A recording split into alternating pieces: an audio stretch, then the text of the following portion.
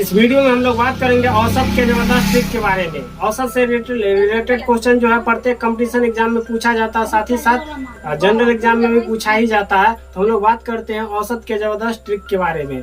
औसत हम लोग निकालेंगे यहाँ पर कि लगातार की संख्याओं का औसत निकालना है तो ट्रिक के माध्यम से कैसे निकाल सकते हैं बिल्कुल आसानी से।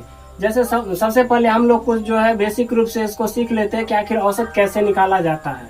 तो औसत निकालने के लिए क्या होता है कि जितनी भी संख्याएं दी जाती है उन सबको जोड़ दिया जाता है और उसका नंबर जितना भी रहता है उसे डिवाइड कर दिया जाता है। कि औसत के लिए हम लोग करते हैं कि कुल प्रेक्षणों का योग करते हैं और कुल प्रेक्षणों की संख्या से हम लोग क्या करते हैं, भाग देते हैं।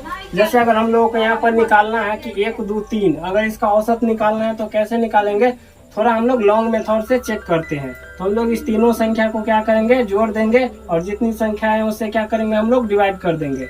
तो जोड़ने से हो जाता है 6 हो जाता है और 3 से हम लोग भाग करेंगे तो 2 हो गया हमारा आंसर। तो 1 2 3 का अगर हम लोग औसत निकालते हैं तो इसका आंसर कितना होता है, 2 होता है।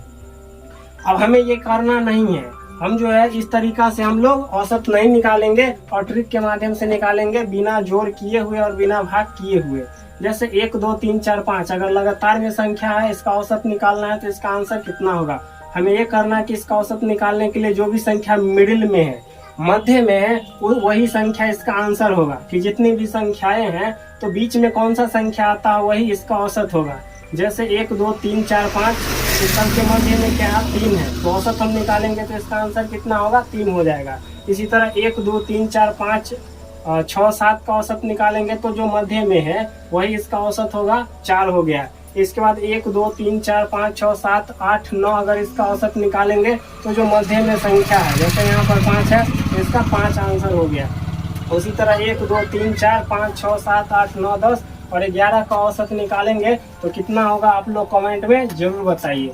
और इसको जो है इस तरीका से भी निकाल सकते हैं कि जो भी लास्ट नंबर है उसमें आप क्या कीजिए कि 1 ऐड कर दीजिए और 2 से भाग कर दीजिए। जैसे 3 है तो 1 जोड़ देते हैं 4 और 4 का आधा कर दीजिए, वही इसका आंसर हो गया 2 से डिवाइड करके।